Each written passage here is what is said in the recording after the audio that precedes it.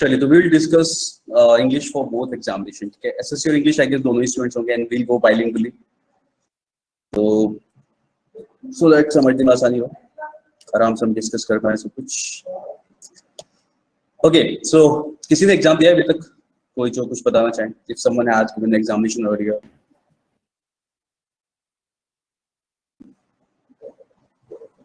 कोई सा भी एसएससी, बैंकिंग, एनीवन?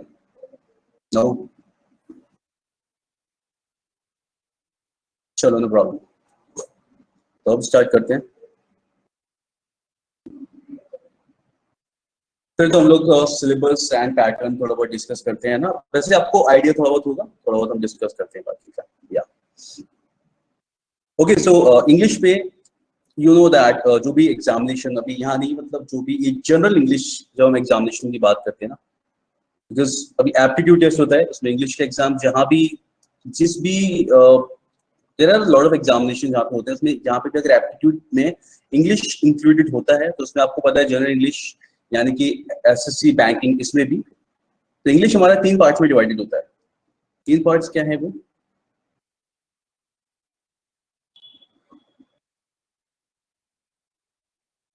वो 3 पार्ट्स हैं, आरसी, ग्रामर एंड वोकैब, है ना। RC is for reading comprehension. Reading comprehension में हमारे पास जो क्वेश्चंस डिवाइड होते हैं, सबसे पहले आता है एक हमारे पास पैसेज, क्लोजेस्ट एंड रीअरेंजमेंट्स।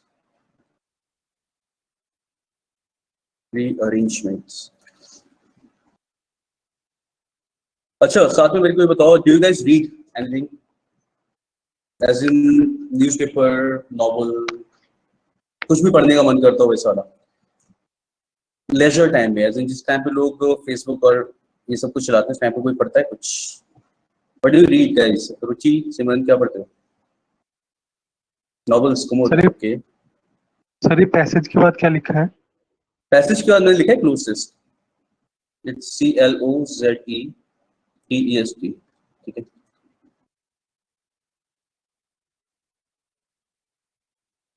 अच्छा, फिक्शन, सेल्फ हेल्प बुक्स, चलो नाइस। तो reading is very important for this examination, ये तो सबको पता है ना। Newspaper, very nice. तो ये रीडिंग को तो अपना बिल्कुल इस तरीके से मान के चलो, this you are not actually preparing for an examination, this is something which is should be in your personality. अभी रीडिंग करने से क्या होगा, you will be like good with of course good with reading, और उसके साथ साथ vocabulary अच्छी होती है, आपका कन्वर्सेशन अच्छा होता है, you know kind of aware, you get aware about the new words जो आप यूज कर सकते हो, इस टाइप की चीजें होती है, तो इट्स रियली गुड। मेरी आवाज नहीं आ रही? आई गेस सबको आ रही है। मनीषा, एक बार आप रिफ्रेश कर सकते हो? बाकी सबको आवाज क्लियर है? यस, तो मनीषा आप एक काम करो, पर आप रिफ्रेश करो, then you will be able to hear me. Okay, तो reading is very important because, अच्छा इट्स क्लियर, नाइस। तो रीडिंग तो आपको पता है, एग्जामिनेशन के पॉइंट ऑफ व्यू से ना देखें तब भी रीडिंग जरूरी है, ठीक है। मतलब हमें कुछ ना कुछ रीड करना चाहिए, पढ़ना चाहिए। बेसिकली स्क्रीन टाइम हटा के थोड़ा सा टाइम हमें रीडिंग को तो देना ही चाहिए, जो भी, अगर हम स्टूडेंट हैं तो भी, अगर हम वर्किंग है तो भी, तो दोनों ही केस में वो इम्पोर्टेंट है। एंड बेसिकली अगर हम एग्जाम की तैयारी कर रहे हैं तो of course this is the most important thing कि जो आप डेली करो। मतलब ऐसा नहीं कि एग्जामिनेशन प्रिपेयर करने के लिए उसके अलावा भी दिस इज रिक्वायर्ड, दिन में आधा घंटा या कुछ भी आपको जो भी टाइम मिलता है जैसे भी मन करे। क्योंकि अगर आप ऐसा है ना कि if you find leisure, if you find like pleasure in reading, जैसे जिस तरीके से मैं मूवी देखने में मजा आता है, कभी कभी ऐसा होता है नॉवल पढ़ने में भी उतना ही ज्यादा मजा आता है, बिकॉज यू विजुअलाइज थिंग्स, और तो वैसा ही होता है, एक तरीके से हम दिमाग में पिक्चराइज कर रहे होते हैं सब कुछ। अगर आप कोई नॉवल पढ़ते हो, जो लोग पढ़ते हैं पता होगा कि अगर आप किसी भी एक एक कंटेक्स्ट को पढ़ रहे हो, या कुछ भी हम लोग एक सेटअप को अगर हम दिमाग में बना लेते हैं ना पूरा, अगर किसी सिटी के बारे में, किसी शहर के बारे में नॉवल, कॉलेज, स्कूल, व्हाटएवर, किसी भी चीज में बेस्ड है, तो वो चीज हमारे दिमाग में क्रिएट हो जाती है, हम बस वो इमेजिन कर रहे होते हैं और मजा आ रहा होता है, ठीक है। और वो सारी चीजें इमेजिन हम कर रहे होते हैं, तो अभी तक हमने एक्चुअल में आसपास अपनी स्कूल देखा होता है, कोई भी चीज देखी होती है, उसी को हम आसपास इमेजेस उसी को थोड़ा सा एडिट करके अपने दिमाग में इमेजिन करते हैं कि कुछ इस तरीके का रहा होगा आसपास में। तो ये ठीक है, क्रिएटिव मेरे ख्याल से क्रिएटिविटी भी बढ़ाता है when you think like that और ये सब कुछ। तो ये काफी मजेदार चीज होती है। तो रीडिंग तो सब कोर्स करना। तो जो हम बात कर रहे हैं रीडिंग की, तो रीडिंग कॉम्प्रिहेंशन में पहले हमारे पास आता है passage, cloze test and rearrangement. देखो पैटर्न चेंज होता रहता है, these are the basic things जिसकी हम अभी बात करेंगे, ठीक है, जो एग्जामिनेशन में क्वेश्चन से आपसे पूछे जाते हैं, एसएससी में भी और बैंकिंग में भी। पैटर्न थोड़ा सा डिफरेंस है लेकिन सिलेबस सेम है। सिलेबस का मतलब है कि आपकी रीडिंग अच्छी होनी चाहिए जिससे आप ये वाले क्वेश्चन सॉल्व कर पाओ, ठीक है। ग्रामर ऑफ कोर्स हम लोग पढ़ेंगे, ठीक है। ग्रामर से आपके पास कुछ क्वेश्चंस आते हैं जैसे आपको एरर फाइंड करना होता है, ये सब कुछ। एंड देन वोकैबुलरी, ठीक है। आपको पता है रीडिंग के लिए भी वोकैबुलरी इंपॉर्टेंट है बिकॉज देयर आर वर्ड्स जिनका मीनिंग हमें नहीं पता होता है, तो हम उन्हें मीनिंग अगर हम सही से समझ पाएंगे तो शायद रीडिंग से भी हम सही से रीडिंग करने में भी दिक्कत आती है ना कभी कभी, हमें वर्ड नहीं पता होता and we have to look it into the dictionary, ठीक है। तो वोकैब भी आपकी इंप्रूव होती है और वोकैब का एग्जामिनेशन है, टेस्ट भी अलग से होता है। चलो तो थोड़ा सा डिस्कस करते हैं इसको। पहले आरसी की बात करते हैं, यानी कि रीडिंग कॉम्प्रिहेंशन से मैंने पहला आपके लिए लिखा पैसेज, कि कौन सा क्वेश्चन आता है, वो है पैसेज, ठीक है। पैसेज आपको पता है कि जैसा हम लोगों ने स्कूल टाइम से पढ़ा है ना हमेशा, कि there is a passage given, and you have to read the passage and you have to answer the question based on your reading, ठीक है। तो इसी तरीके से आता है एसएससी में भी और बैंकिंग में भी, दोनों ही इसी तरीके के क्वेश्चंस आते हैं पैसेज से। You have to read the passage and answer the question based on. बस डिफरेंस आता होता है, स्कूल में थोड़े क्वेश्चन ऐसे होते थे कि हम क्वेश्चन के अंदर ही बिकॉज लगा देते, बाकी पैराग्राफ ऐसे लिख देते थे, but here you have to just answer the question, mark the question right और रॉन्ग, ठीक है।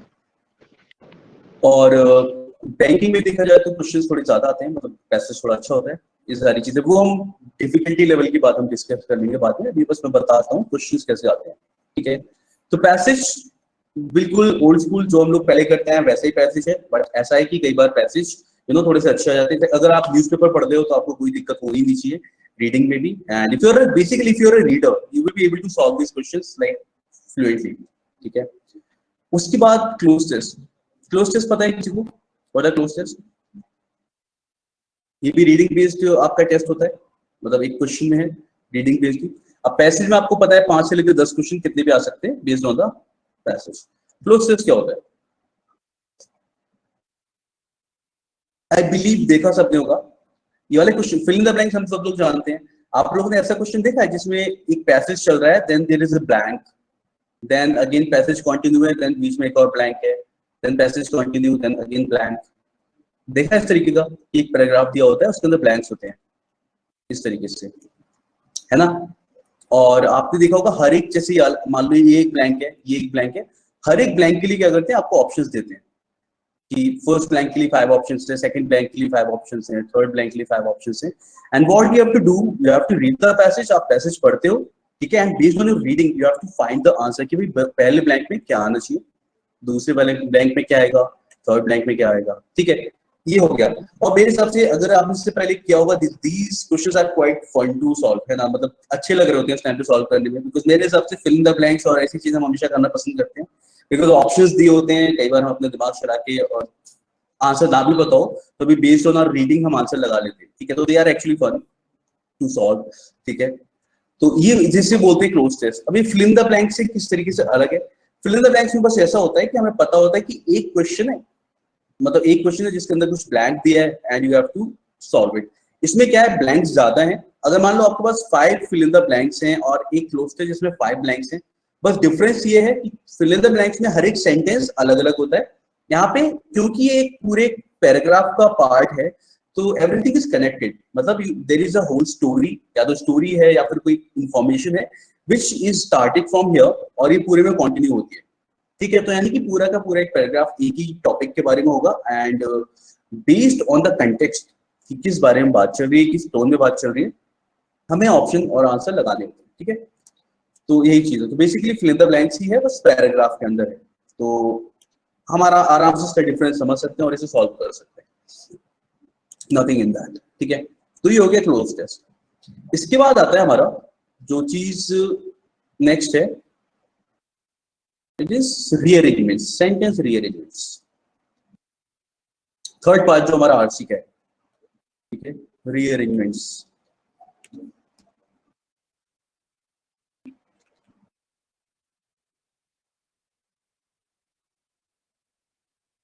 कई बार पैराजम्बल्स भी बोलते हैं, ठीक है। ये क्वेश्चन सबने देखे होंगे, कभी ना कभी किए होंगे बिल्कुल। A B C D E, depends on the examination pattern, थोड़ा अलग अलग आता है, लेकिन इनका जो बेसिक स्ट्रक्चर है क्वेश्चन का वो सेम ही है कि देयर आर सेंटेंसेस गिवन जो कि एक ही पैराग्राफ का पार्ट है। What you have to do is you have to read the sentences, ठीक है, इन्हें पढ़ना है, then you have to arrange them in a particular order.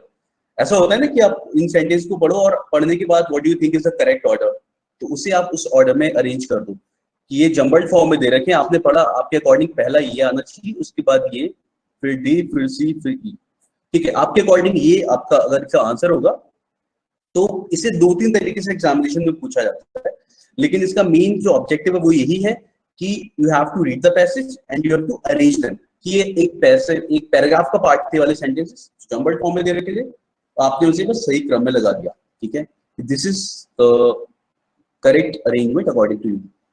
तो इसे क्वेश्चन 2 तरीके से पूछा जाता है, एक तो भाई इस तरीके से कि आपको अलग अलग कुछ दे रखा होता है, ऐसे कुछ भी, मतलब ए बी सी डी, पढ़ते पढ़ते अल्फाबेट भूल जाते हैं क्या लिख दिया, ओके। मान लो कोई आपको अलग अलग पैटर्न दे दिया, आपके अकॉर्डिंग करेक्ट पैटर्न अगर ये है तो आप इसे मार्क कर दोगे, ठीक है। एक तो तरीका इस तरीके से पूछा जाता है। दूसरा पैटर्न क्या है क्वेश्चन का कि they will ask what according to you is the first sentence, आपके अकॉर्डिंग फर्स्ट सेंटेंस कौन सा होगा, ठीक है। उसमें आंसर दे रखे होंगे इस तरीके से ए बी सी डी ई, आपके अकॉर्डिंग फर्स्ट कौन सा आ रहा है, बी आ रहा है, तो आप इसमें बी मार्क कर दो। क्वेश्चन देखे ना सबने रीअरेंजमेंट्स किस तरीके से होते हैं,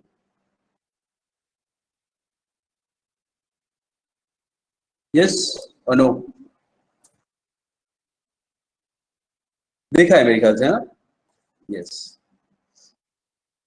ठीक है। तो बस ये है कि इसमें हमें पता है कि अब स्टोरीज अगर मान लो दे रखी है आपको, मान लो अगर कोई कहानी दे रखी है, कहानी को आप बहुत आराम से अरेंज कर लोगे क्योंकि बचपन से हमने स्टोरीज बहुत सारी पढ़ी है, बट यू नो यहाँ पे अब लेवल अप हो रहा है। लेवल अप का मतलब है कि you will get paragraphs which are actually part of a newspaper, ठीक है। तो न्यूज़पेपर का पार्ट हो सकते हैं, किसी आर्टिकल जो न्यूज़पेपर में आया हो, है ना, किसी आर्टिकल के ऐसे किसी मैगजीन से हो सकते हैं, तो कोई भी इंफॉर्मेटिव आर्टिकल हो सकता है स्टोरी हो, कभी कभी ऐसा भी होता है कि स्टोरी दे दी जाती है, वरना you will get a paragraph from a newspaper जो किसी भी चीज पे बेस्ड हो सकता है, you have to read it and you have to arrange it. अब देखो यहाँ पे हम लोगों ने 3 तरीके के क्वेश्चंस देख लिए। पहला हमारे पास था passage,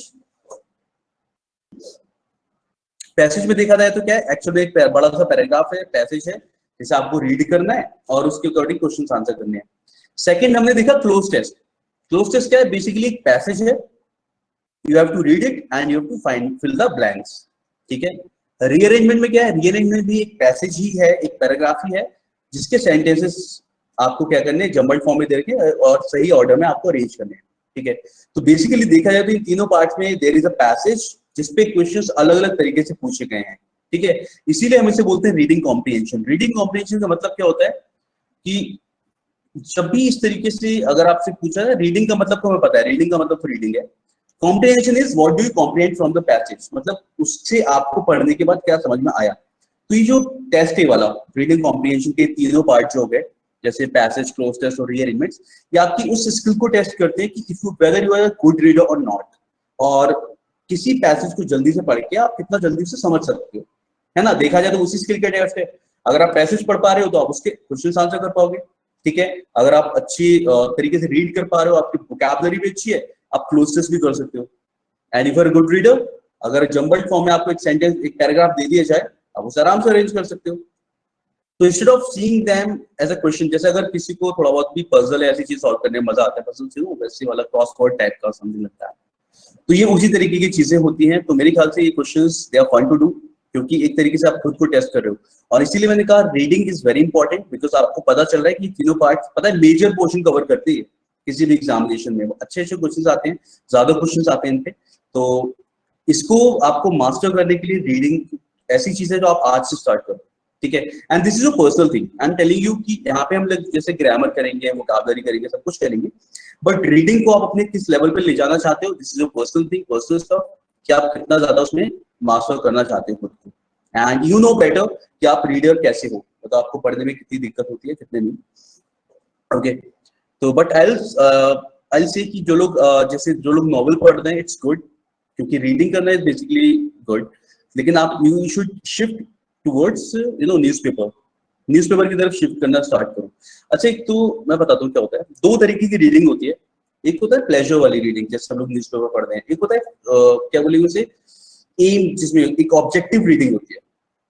pleasure reading is something, जैसे हम न्यूज़पेपर पढ़ते हैं, और न्यूज़पेपर नहीं, नॉवेल्स पढ़ते हैं या कुछ इस तरीके का, यहाँ पे हमें कुछ आंसर नहीं करना होता, हम बहुत जल्दी में नहीं होते।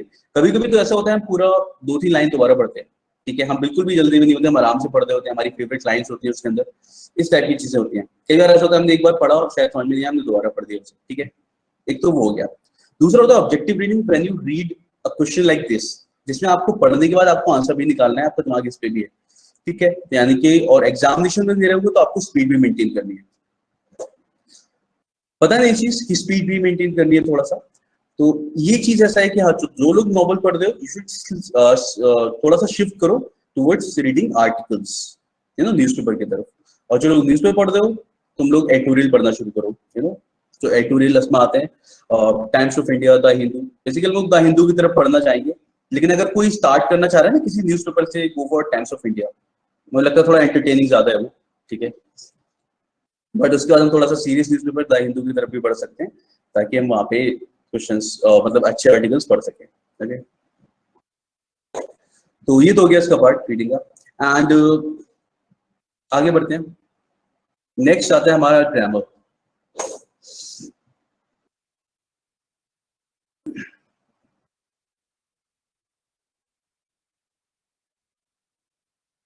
तो मैं आपको बिल्कुल बेसिक स्ट्रक्चर बताकर चल रहा हूँ। ग्रामर से आपको क्या लगता है कौन से क्वेश्चंस आते हैं, मतलब कौन से क्वेश्चंस ने आपने देखे हैं कि ये पूछा जाता है, विच इज ग्रामेटिकल बेस्ड, यहाँ पे रूल्स और इसके ऊपर क्वेश्चंस हैं। सुना है किसी क्वेश्चन का नाम कि ये पूछा जाता है?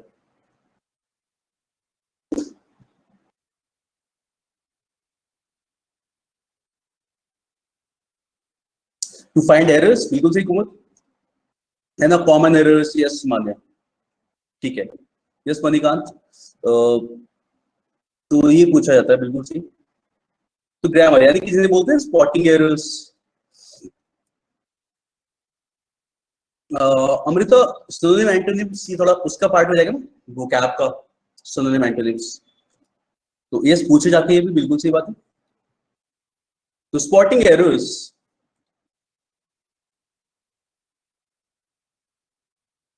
ठीक है, स्पॉटिंग एरर्स बहुत ही सिंपल सा कंसेप्ट है, आपने देखा होगा क्वेश्चंस कि there are questions like this,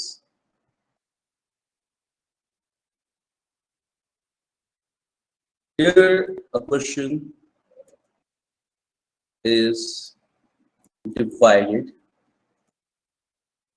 into 4 or 5 parts, है ना, इस तरीके से क्वेश्चन डिवाइडेड होता है आपका, और लास्ट वाला होता है नो एरर। ए मार्क कर दिया, इसे बी मार्क कर दिया, समथिंग लाइक दैट, इसे सी मार्क कर दिया, इसे डी मार्क कर दिया, इसे ई,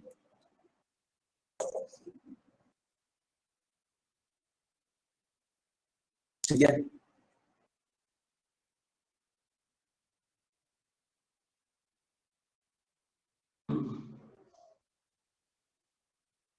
फ्रेज रिप्लेसमेंट, बिल्कुल सही, फ्रेज रिप्लेसमेंट भी इसी से पूछा जाता है, ठीक है। आपको पता है ना क्वेश्चन किस तरीके से होंगे, यहाँ पे क्या करेंगे,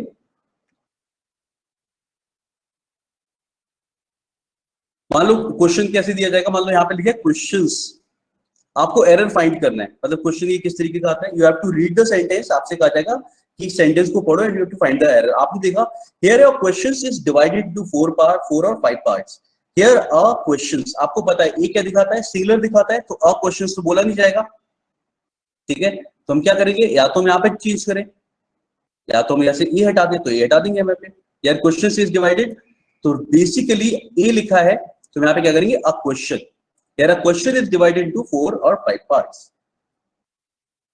तो basically you have to read the sentence, और आपको पता करना है कि कौन से पार्ट में एरर है, और उसमें आप एरर मार्क कर देते हैं। इसके लिए यस हम लोग रूल्स पढ़ेंगे।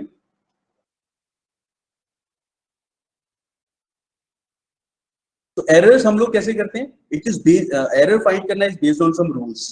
तो जैसे अभी रवतन लिखा आर्टिकल्स, यस, तो इसके लिए ग्रामर के लिए हम लोग पढ़ेंगे सारे आपके grammatical rules.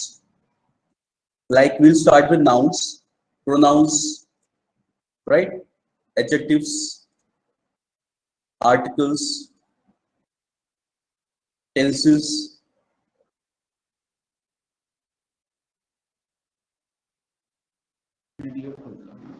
verbs, adverbs, right, prepositions and conjunctions। तो ये सारी ग्रामर के पार्ट हम लोग इसमें पढ़ेंगे। एंड फॉर एसएससी, देखो एसएससी के लिए हम लोग अलग से पढ़ते हैं एक्टिव पैसिव में डायरेक्ट इनडायरेक्ट। तो जैसे कि अभी मनीषा ने लिखा active passive and direct indirect. What happens, SSC में क्या होता है, इन पे डायरेक्ट क्वेश्चन पूछा जाता है। डायरेक्ट क्वेश्चन का मतलब है कि इस पे आपसे क्या करेंगे, प्री के अंदर, प्री में एक क्वेश्चन एक्टिव पैसिव से पूछा था, एक डायरेक्ट इनडायरेक्ट से। एंड हम बात करते हैं अगर मेंस की, तो मेंस में you get around 8 to 10 questions on active passive and 8 to 10 questions on direct indirect. ठीक है, इस तरीके से काम करते हैं। तो विल स्टार्ट विद नाउन्स, तो बहुत सारे क्वेश्चंस ऐसे, बहुत सारी रूल्स ऐसे जो आपको पता होंगे, बाकी के हम लोग साथ में पढ़ते हुए चलेंगे and we will get ready for this kind of questions, spotting errors. तो पहला तो ये हो गया। और दूसरा, जैसे यस मनीषा, दूसरा क्वेश्चन होता है हमारा, जैसे इसमें पूछा जाता है फ्रेज रिप्लेसमेंट। ठीक है, this is also based on grammar. तो ग्रामर भी बेस्ड होता है, यानी कि इसमें आपके पास एक क्वेश्चन दिया होगा, here a phrase is underline. ठीक है, मान लो ऐसे कोई सेंटेंस दिया है, wait, there's a noise coming from Aditya. Okay, so here a phrase is given which is underlined and you are given 4 or 5 options। ठीक है, अगर इस पार्ट में कुछ एरर है, यू हैव टू फाइंड कि कौन सा पार्ट इसको रिप्लेस कर सकता है। अगर ये ठीक है तो एक आखिरी ऑप्शन होगा नो करेक्शन रिक्वायर्ड। देखिए वाले क्वेश्चन आपने भी, ठीक है। तो you have to read a passage, ये sorry read a sentence, underline part में अगर कुछ एरर है तो आप बताओगे कि कौन सा पार्ट इसको रिप्लेस कर सकता है, और अगर उसमें कुछ एरर नहीं है तो हम ये लगा देते हैं। ठीक है, तो ये क्वेश्चन आता है आपके पास फ्रॉम ग्रामर। बेसिकली इसमें कुछ भी आ सकता है, बोर्ड से भी कई बार एरर पूछ लेते हैं हम। ठीक है, तो स्पॉटिंग एरर से बेसिकली अलग क्वेश्चन पूछा जाता है। अच्छा, एक और चीज मैं आपको बताना चाहूंगा, आप लोगों ने फिलअप्स भी कई बार ऐसे किया होगा कि फिल इन द ब्लैंक्स हम लोग कर रहे हैं एंड स्टिल उसमें आपको पता है कि एरर, जैसे हमें उसमें अगर एक वर्ड हमें फिल करना है फ्रॉम द ऑप्शंस गिवन, तो कई बार आप ऑप्शन जो होते हैं, जो दिए होते हैं वहां पे आपके पास, उसमें वो वर्ड्स भी आप ग्रामर के ऊपर बेस्ड करके करते हो। जैसे कई बार टेंसेस के अकॉर्डिंग, वर्ब की फॉर्म के अकॉर्डिंग। तो ऐसा नहीं है कि सब कुछ वोकैबुलरी बेस्ड ही होता है, कई बार ग्रामर आपकी फिलअप्स जैसी चीजों में भी हेल्प करती है ना। नेक्स्ट आता है हमारा वोकैब।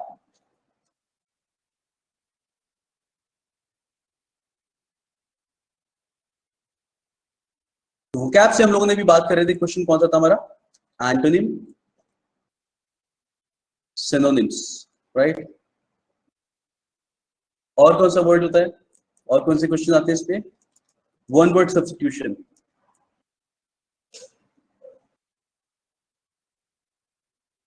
ठीक है, will just talk about questions कौन से आते हैं। यस, अच्छा हाँ, देखो मनीषा, मैं इसे भी मैं बिल्कुल इस वाली कैटेगरी में रखना पसंद करता हूँ, idioms and phrases. Idioms and phrases केवल एसएससी में नहीं, बैंकिंग में भी पूछा जाता है, बट इनकी पूछने का तरीका थोड़ा सा अलग होता है। एसएससी कई बार क्या होता है, डायरेक्ट क्वेश्चन पूछता है कि उन्होंने कुछ भी फ्रेज दे दिया, ठीक है, मान लो पीस ऑफ केक, ठीक है, कुछ भी फ्रेज दे दिया, आपको डायरेक्टली उसका मीनिंग बताना होगा। कई बार वो सेंटेंस के अंदर भी यूज करके दे सकते हैं, ठीक है, this is a piece of cake for me, ठीक है। लेकिन बैंकिंग में डायरेक्ट नहीं पूछते, they just use it in a sentence. तो या तो एरर के हिसाब से पूछ लेते हैं और या फिर फ्रेज रिप्लेसमेंट पे पूछ लेते हैं।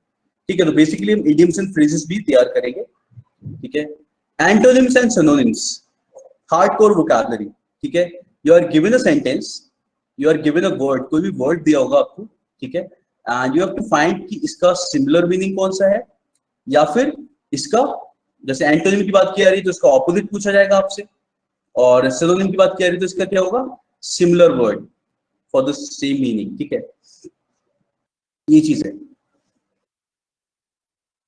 तो वोकैबुलरी के लिए व्हाट यू विल डू, जैसे अगर हम रीडिंग कर रहे हैं तो रीडिंग के साथ न्यूज़पेपर पढ़ते हो, you should make a notebook. ये मैं अभी बता रहा हूँ, देखो एक बात बताता हूँ, कई बार ऐसा होता है कि हम ये काम 1 महीने बाद करना स्टार्ट करते हैं, कई बार होता है हम 2 महीने बाद करते हैं, ठीक है, लेकिन आई एम टेलिंग यू कि ये काम अभी करना शुरू कर देना, मेक अ नोटबुक जिसके अंदर आप वर्ड्स ऐड करते हो। अच्छा ऐसा होता होगा ना, सब लोग जब रीडिंग कर रहे हो, whether you are reading a novel या न्यूज़पेपर, तो उसमें कोई वर्ड आता होगा और आप उसे डिक्शनरी में देखते होंगे, देखते हो मेरे ख्याल से, है ना? कई बार ऐसा होता है, कई बार तो ऐसा होता है कि हमें वो सेंटेंस पढ़ते पढ़ते समझ में आ जाता है, चलो हाँ इसका मीनिंग ये होगा। लेकिन कई बार हम लोग क्या करते हैं, डिक्शनरी में उसका मीनिंग देखते हैं, और आपको पता है मीनिंग देख के उस टाइम तो आपने पढ़ लिया मीनिंग, लेकिन उसके बाद जरूरी नहीं है वो अगले दिन वर्ड याद रहे। होते ना ऐसा, सबने अपने ये जरूर एक्सपीरियंस किया होगा कि आपने कोई वर्ड डिक्शनरी में देखा है, लेकिन इट्स नॉट कंपल्सरी कि आपने एक बार देखा हो तो नेक्स्ट टाइम आपको याद रहे, नहीं रहता है। ऐसा लगता है कि लास्ट टाइम मैंने देखा था फिर से भूल के, बहुत ज्यादा होता है ना मनीषा, बिल्कुल। इसी के लिए what you have to do is you have to make a notebook, ठीक है, उसमें आप जो भी वर्ड, हाँ बिल्कुल भूल जाते हैं, और पता है ये बिल्कुल नेचुरल है, ठीक है। जैसे अगर आप मेरे को भी आज एक कुछ नए वर्ड्स दे दो, जैसे 5 वर्ड्स मैंने आज देख लिए, और मैं कोशिश, आज मैंने याद भी कर लिए उसे, और मैं कोशिश करूंगा नेक्स्ट डे याद रहे, नहीं रहेगा यार, एक या 2 वर्ड्स याद रह सकते हैं जिसमें मैंने कुछ और सोच रखा हो, कुछ और पहचान बना रखी हो, ठीक है, लेकिन ऐसे वर्ड्स एकदम से याद नहीं रहते।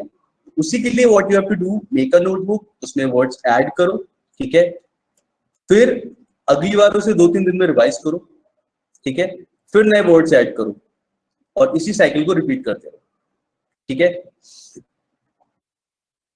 आपको पता है बिल्कुल ओल्ड स्कूल तरीका है नहीं वाला इसको तैयार करने का, क्योंकि स्कूल में भी हमें कई बार बताया जाता था इस तरीके से कि मेक अ नोटबुक, इसमें add words, revise the words and then add word, ऐसा वाला कुछ भी, ठीक है, बेसिकली वोकैबुलरी को रिवाइज करते रहो, साथ ही साथ इसे यूज करो, यूज दीज वर्ड्स। मतलब देखो, if you are preparing for an examination, जब एक एग्जामिनेशन की तैयारी कर रहे हो तो फिर ढंग से करते हैं, ऐसा है, ठीक है, ऐसा नहीं कि हमने थोड़ा सा आज पढ़ दिया फिर चीजों को ऐसे ही छोड़ दिया, या फिर जो काम करने का है वो करते रहो, ऐसा है। क्योंकि मैं बता रहा हूँ उसमें ऐसा नहीं कि आपको किसी भी एग्जामिनेशन की बिल्कुल 24 घंटे ही पढ़ना पड़ेगा, बिल्कुल भी नहीं, थोड़ी सी स्ट्रैटेजी चाहिए कि आप किस तरीके से कर सकते हो, and you will be like सबसे इजीली कर पाओगे आराम से, बिना किसी स्ट्रेस के। तो अब जैसे ही वाला काम है वोकैबुलरी तैयार करने का, ठीक है, आप इसे अभी करना स्टार्ट कर दो, और ये ऐसा लगेगा भी नहीं कुछ आप बड़ा टास्क कर रहे हो, ये ऐसा है ना कि सेल्फ इम्प्रूवमेंट जैसे ही देखो इसे, कि you are like becoming, you are making your mind vocabulary rich, ठीक है, कि आपको नए नए वर्ड्स पता है। थिंक अबाउट योर कन्वर्सेशन, कि कितना अच्छा कन्वर्सेशन कर पाओगे if you know about words, है ना, लिख कितना अच्छा पाओगे। स्टार्ट कैसे करें इस चीज को, किस बुक से पढ़े? बुक से पढ़ने के लिए नहीं मनीषा, मैं तो अभी इसके लिए कह रहा हूँ स्टार्ट विद न्यूज़पेपर, ठीक है, अभी एकदम से फोकस्ड वाली नहीं, आप पैसिवली तैयार करो, ठीक है, जैसे जो भी आप रीडिंग कर रहे हो, कोई न्यूज, कोई भी बुक पढ़ रहे हो, अगर नॉवल पढ़ रहे हो या आर्टिकल्स न्यूज़पेपर पढ़ रहे हो, वहां से स्टार्ट करो, कोई प्रॉब्लम नहीं है, ठीक है। अब जैसे यहाँ पे होगा मॉक टेस्ट होंगे या कुछ भी होगा, उसमें वोकैबुलरी आपको वर्ड्स मिलेगी, वहां से स्टार्ट करोगे, ठीक है। तो ऐसा टाइम आएगा जब इन फोकस्ड वे में हमें करना होगा तभी मैं बता दूंगा, लेकिन अभी आप इन जनरल जो रीडिंग करते हैं उससे करना स्टार्ट करो, वो बढ़िया रहेगा, ठीक है। ऐड दोस वर्ड्स, क्योंकि अब देखो हम लोग प्री की बात करते हैं, मैं थोड़ा सा इसमें बस वोकैबुलरी वाले क्वेश्चंस और डिस्कस करते हैं, फिर हम एग्जामिनेशन बात करते हैं किस तरीके से आता है।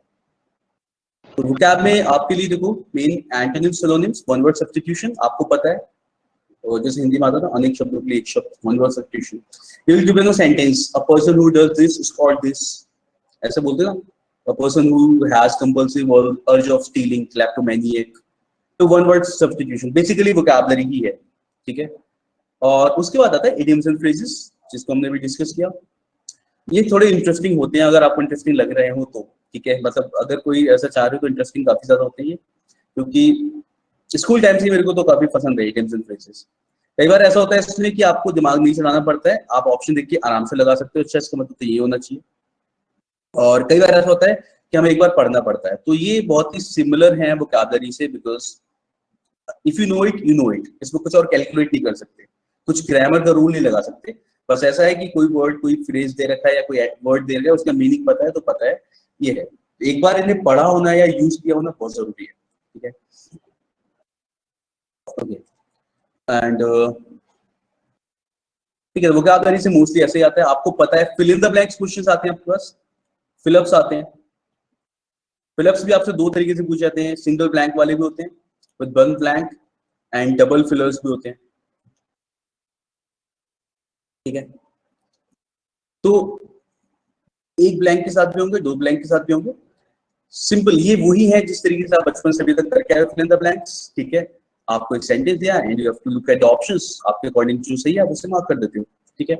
अब इसके लिए भी आपको पता है क्या, फिलअप्स अगर कर रहे हो, जैसे क्लोज टेस्ट के बारे में हमने बात की थी, आपको वोकैब की भी जरूरत पड़ती है कि जो वर्ड्स ऑप्शन में दिए उनका मीनिंग पता हो, साथ ही साथ वो ग्रामेटिकली भी करेक्ट हो, है ना। ग्रामेटिकली भी करेक्ट होना इज वेरी इंपॉर्टेंट, बिकॉज कोई वर्ड अगर दे रखा है, मान लो रन, लेकिन सेंटेंस में बात चल रही पास में, सिंपल पास में, तो वहां पे रन आना चाहिए, है ना।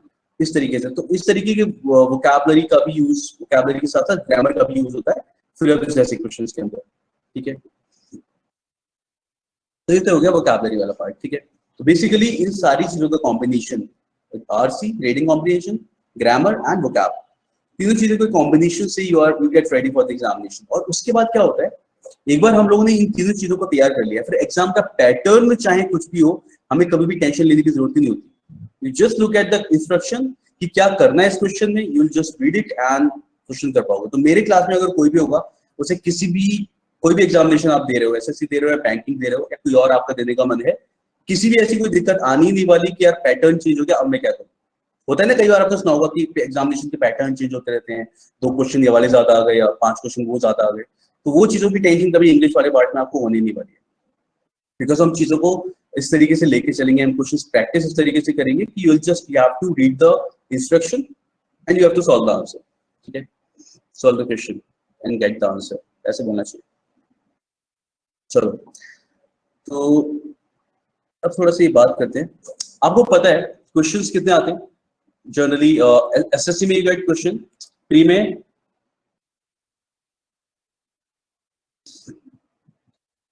25 क्वेश्चंस इंग्लिश में, है ना। मेंस में यू गेट 200 क्वेश्चंस,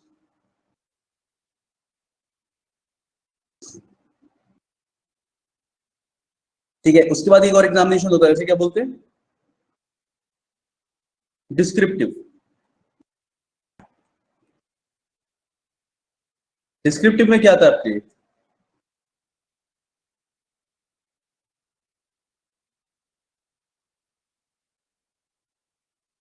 वीडियो रुक गई है, बाकी लोग देख पा रहे हैं?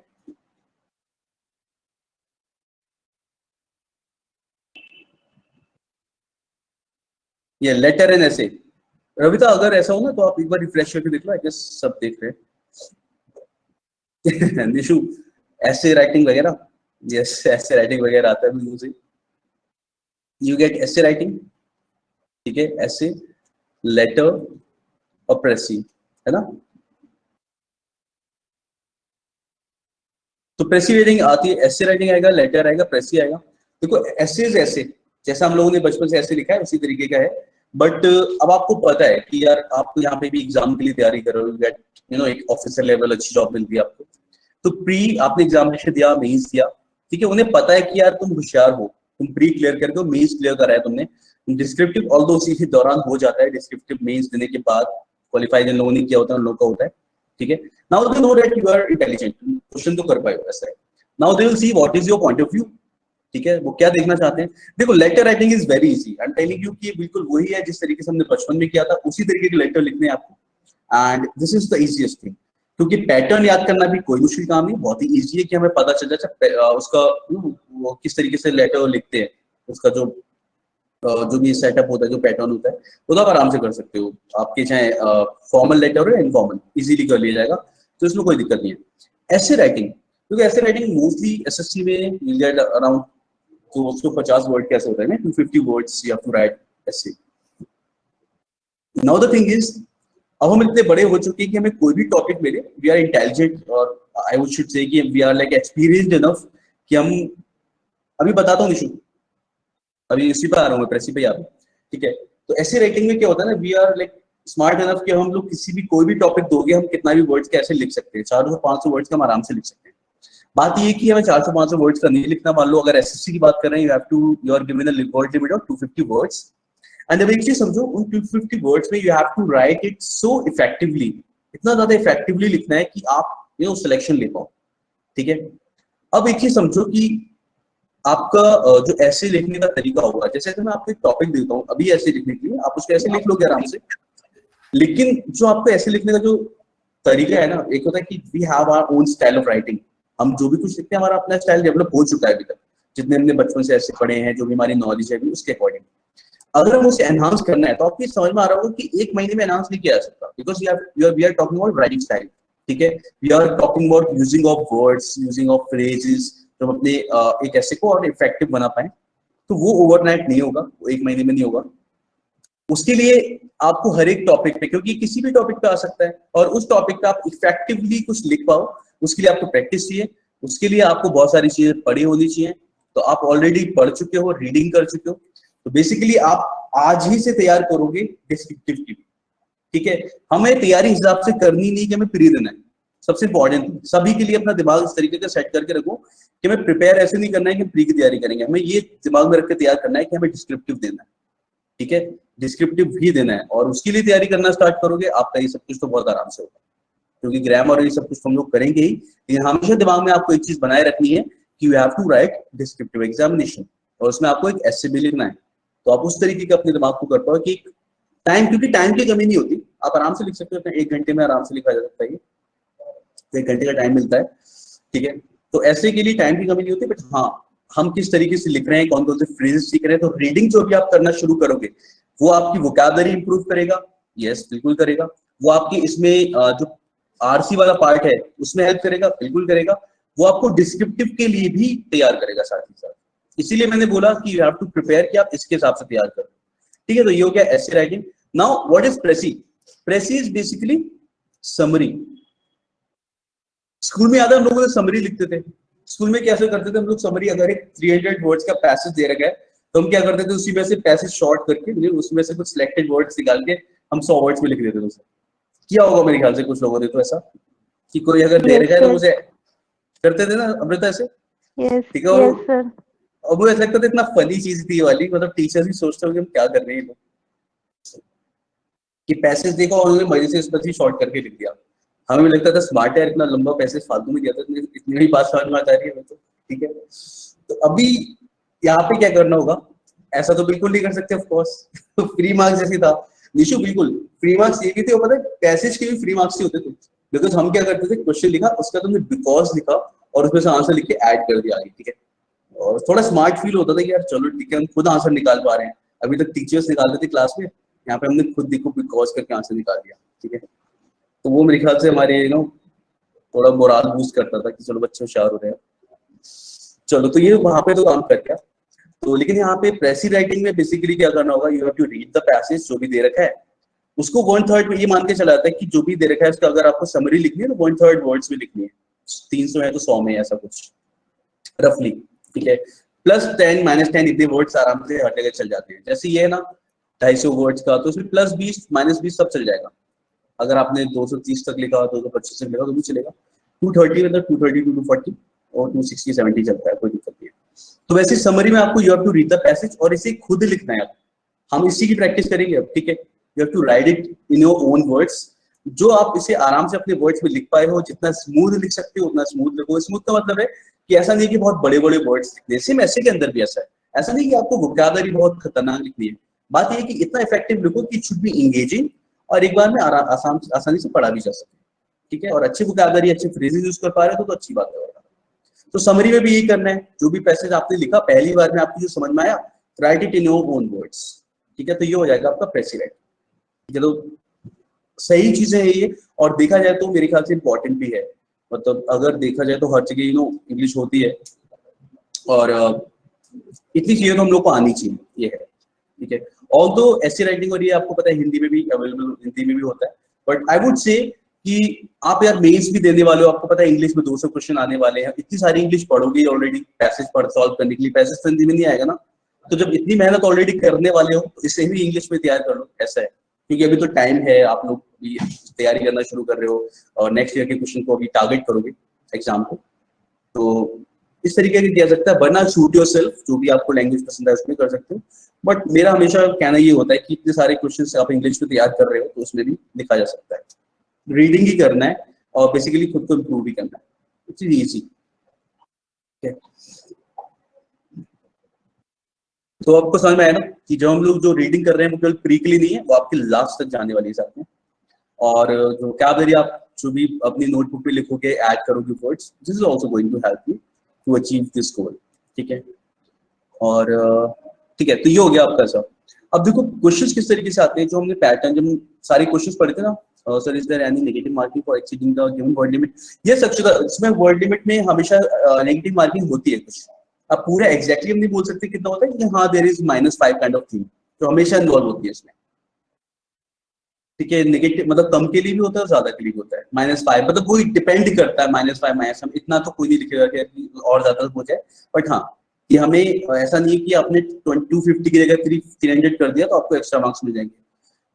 मेन पता है, मेन जो हमारा वो है, इसमें स्किल जो टेस्ट हो रहा है, पता है स्किल यही तो है कि आप 250 वर्ड्स में अपनी बात को कितना इफेक्टिवली बोल पा रहे हो।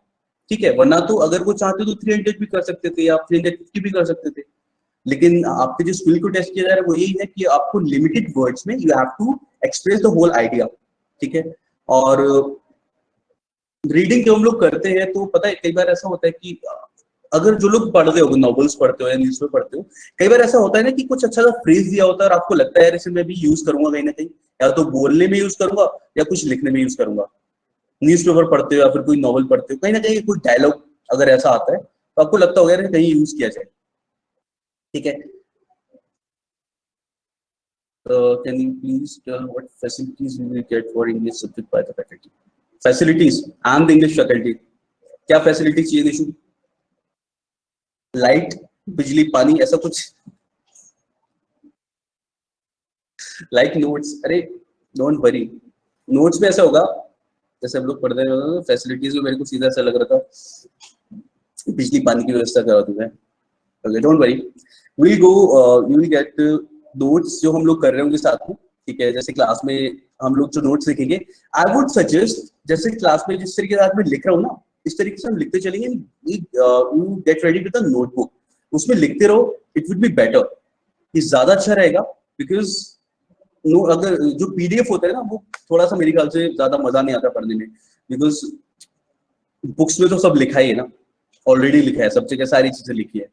तो इस तरीके से अगर आप साथ में लिखते भी रहोगे, इट वुड बी बेटर। साथ में हम लोग हर एक चैप्टर के बाद में, जैसे अगर हम लोग नाउंस कर रहे हैं, नाउंस के बाद में विल डू द एक्सरसाइज, जो भी उसके चैप्टर्स क्वेश्चंस होंगे वो करेंगे हम लोग। एंड इन क्वेश्चंस को मैं आपको इसकी जो पीडीएफ है वो मैं आपको भेजा करूंगा साथ में। तो what you can do is, हर एक चैप्टर के बाद जो भी एक्सरसाइज होगी आप उससे आराम से प्रैक्टिस कर सकते हो, और जो भी हमने आंसर मार्क किए उन्हें दोबारा पढ़ सकते हो। और हर एक, आई एम टेलिंग यू, मैं आपको गाइड करता रहूंगा साथ में कि हर एक क्वेश्चन को मार्क करने का मतलब है, हर एक क्वेश्चन को सॉल्व करने का मतलब है, क्वेश्चन का मतलब है एक्सरसाइज को, कि आपने पूरा चैप्टर फिर से रिवाइज कर लिया। ठीक है, तो ये वाली सारी चीज हम लोग इसमें करते हैं। And I guess Nishu is offline, are you here Nishu? बाकी लोगों को समझ आ रहा है ना कि अब इस तरीके से करेंगे? ठीक है, अच्छा निशु इज हियर, लगा ऑफलाइन हो। ठीक है वो लग रहा था वो ऑनलाइन। ठीक है, तो इसमें निशु हम लोग यही करेंगे, मैंने आपको बताया कि हम लोग जैसे कोई भी चैप्टर कर रहे हैं, जैसे नाउंस हमने सॉल्व किया, ठीक है, मैं चाहूंगा कि आप लोग जैसे साथ में नोट्स बनाते रहो, वो ज्यादा अच्छा रहेगा। ठीक है, और उसके बाद हर एक चैप्टर की हम लोग एक्सरसाइज करेंगे। एक्सरसाइज का मतलब है स्पॉटिंग एरर्स वाले क्वेश्चंस, ताकि हमें ग्रामर अच्छे से क्लियर हो जाए कि क्या क्वेश्चन आने वाले हैं। ठीक है, और इनकी फिर मैं आपको पीडीएफ भेजूंगा। ठीक है, पहले हम लोग इसे क्लास में सॉल्व करेंगे, मतलब पहले इन क्वेश्चंस को हम क्लास में सॉल्व करेंगे, एंड मैं इसकी पीडीएफ आपको भेज भी दूंगा। तो नेक्स्ट टाइम आप क्या करोगे, जब भी आपको चैप्टर रिवाइज करना है, you just go through the questions. ठीक है, उससे आपको चैप्टर भी रिवाइज हो जाएगा, क्योंकि हर एक क्वेश्चन पे कोई ना कोई, हर एक रूल पे कोई ना कोई क्वेश्चन होता ही है। सेम हम लोग जैसे प्रोनाउन करेंगे उसके साथ भी इसी तरीके का होगा। तो जिस तरीके के क्वेश्चंस आते हैं एग्जाम में, और ये सब कुछ हमें यहाँ पे डिस्कस करते रहेंगे। ठीक है, इसके अलावा आपको किस तरीके के नोट्स चाहिए होंगे वोकैबुलरी, क्योंकि हम लोग क्लास में ये वाले क्वेश्चंस हम बहुत ज्यादा कर लेंगे, मतलब हर एक चैप्टर पे हम लोग 50 क्वेश्चंस और ये करते रहते हैं। और साथ ही साथ में आपको फ्रेज रिप्लेसमेंट और ये जितनी भी हमारी आरसी की एक्सरसाइज है, ठीक है, आरसी में, अच्छा मैं एक बात बता दूं, आरसी थोड़ा वाइड है। आरसी इतना नहीं कि हम लोग केवल, मैंने आपको पैसेज बता दिया, और ये अलग अलग तरीके के क्वेश्चन और भी पूछे जाते हैं, तो मैं आपको हर एक क्वेश्चन से बीच में करते रहेंगे। तो मैं बता दूं कैसे चलेगा पैटर्न क्लास का। जैसे we will start with nouns. ठीक है, हम नाउन से स्टार्ट करेंगे। और नाउंस में हमने जैसे नाउंस का पूरा चैप्टर कर लिया, उसके बाद हम उसकी एक्सरसाइज करेंगे एंड बीच में हम कुछ एडिशनल एक्सरसाइज करा करेंगे। जैसे हमने फिलअप्स कर लिया, तो एक दो क्लास हम अपनी फिलअप्स की क्या करेंगे, जिसमें बेसिकली आपने अपना क्या करा, दूसरे क्वेश्चंस को प्रैक्टिस कर लिया। जैसे हमने फिल इन द ब्लैंक्स कर लिए, या फिर मान लो फ्रेज रिप्लेसमेंट कर लिया, ठीक है, या फिर हम इसी बीच में इडियम्स एंड फ्रेजेस पढ़ सकते हैं, ठीक है, आरसी की कोई एक्सरसाइज कर सकते हैं। तो बेसिकली फिलर्स रहेंगे। उसके बाद हम ग्रामर का नया टॉपिक उठा सकते हैं, प्रोनाउंस। उसके बाद हम फिर से प्रोनाउंस कंप्लीट करने के बाद फिर हम ऐसी कोई एक्सरसाइज बीच में कर लेंगे। तो इस तरीके से क्या होगा, आपका ग्रामर और आरसी साथ में चलता रहेगा। Nishu, you will get the PDF, आपको यहाँ से मेल किया जाएगा, ठीक है। जैसे मैं मैम को मेल कर दिया करूंगा जो भी हमें क्वेश्चन में एक्सरसाइज करनी है, and you will gate PDF from here, या आपको मेल किया जाएगा, या जो भी आपका व्हाट्सएप या टेलीग्राम ग्रुप है उसमें भेज दिया जाएगा। क्वेश्चन आपको इस तरीके से मिलते रहेंगे। निशु, मैं चाहता हूँ तो इस तरीके का हूँ, पता है क्या होता है, मैं भी चाहता हूँ कि 10 मिनट हम लोग वोकैब करें। तो चलो मैं कोशिश करता हूँ इस बार स्टार्ट करके। वैसे मैंने हमेशा चाहा है, पर थोड़ा पता है क्या है, जैसे हम लोग नाउंस कर रहे हैं और नाउंस करते करते we get so involved in the grammar की बात करें, क्योंकि लास्ट में टाइम भी बचता है। लेकिन चलो हम क्वेश्चन करेंगे कि 2-3 क्लास में कभी ना कभी इस चीज को रिपीट कर सकें, कि 10 मिनट हम लोग वोकैबुलरी को देते रहे, ठीक है। तो आई विल सी कि हम लोग ऐसा भी कर पाए, डोंट वरी। तो जो भी वर्ड्स हैं, जो मतलब अच्छे वर्ड्स हैं, जो पता है, वोकैबुलरी को भी मैं 2 पार्ट में रखता हूँ। एक होती है स्टैटिक वोकैबुलरी, जो हमारी जो रोज जो वर्ड्स है, जो वर्ड्स एक तरीके से हैं ही, जैसे अ person who steels, a person who does this thing, वो यानी वो वाली वोकैबुलरी जो हमेशा से चलती आ रही है। एक मैं बोलता हूँ ट्रेंडिंग वर्ड्स, मतलब दिस इज माय थिंग, मेरे को लगता है कि ऐसे हम डिवाइड कर सकते हैं वोकैबुलरी को 2 पोर्शन में। स्टैटिक वोकैबुलरी वो शब्द होते हैं जो हमेशा से यूज किए जा रहे हैं, जैसे कि टाइप्स ऑफ गवर्नमेंट्स, क्या कहते हैं, गवर्नमेंट्स के आपने देखा होगा टाइप्स ऑफ गवर्नमेंट्स, अलग अलग वर्ड्स होते हैं। वैसे ट्रेंडिंग वर्ड्स में मान के चलता हूँ, एक ट्रेंडिंग वर्ड्स वो है जो आजकल यूज ज्यादा हो रहे हैं, जो आपको न्यूज़पेपर में मिलते हैं, ठीक है।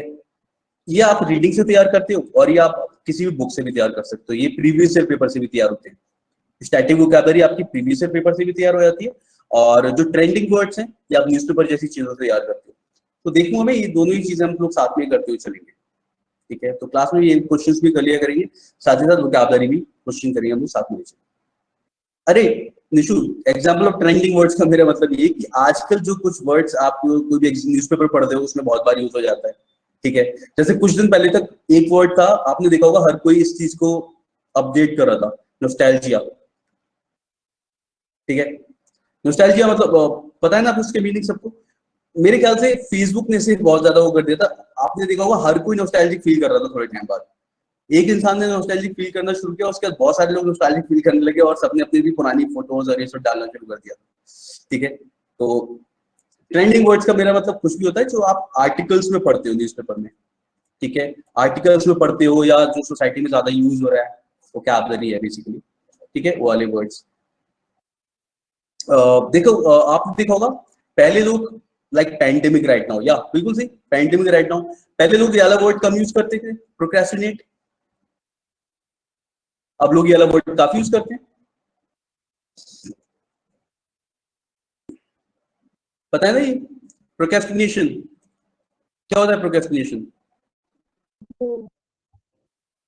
अगेन इन डिलेइंग समथिंग, है ना, टू डिले, बिल्कुल करेक्ट, टू डिले, ठीक है। और आपको पता है कि थोड़े टाइम पहले तक ये यूज किया था, लेकिन now people are aware to this word और इसे बहुत कूल तरीके से आराम से यूज करते हैं सब, ठीक है।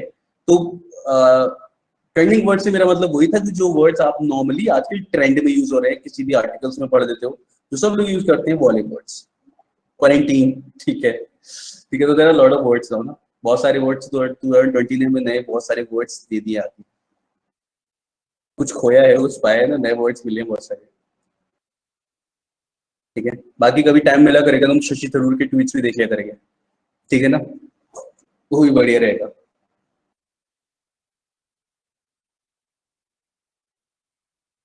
सही रहेगा वो भी कैब के लिए, ठीक है। तो ये वाली सारी चीजें करेंगे, तो डोंट वरी।